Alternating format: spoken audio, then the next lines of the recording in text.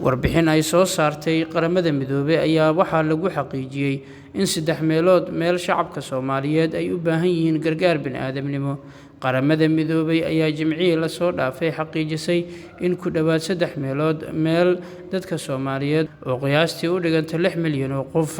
ay u baahan yihiin gargaar bini'aadamnimo. hay-adaha qaramada midoobay ayaa waxa ay sidoo kale sheegeen in ilaa hadda ay ururisay 148 milyan oo doolarka Mareykanka, taasoo ka dhigan qiyaastii 10% miisaaniyad gaaraysa 1.4 bilyan oo ay horay u codsatay. afhayeenka qaramada midoobay Stephen ayaa shir jaraa'id uu qabtay ku sheegay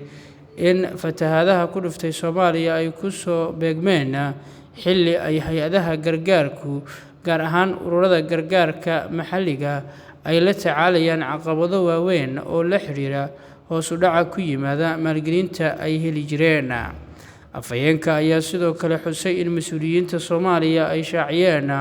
in ka badan 45,000 oo qof kuwaas oo ay saameeyeen fatahaado, halka dad badanna ay ku dhinteen, kuwaas oo ay ku jiraan carruur yaryar.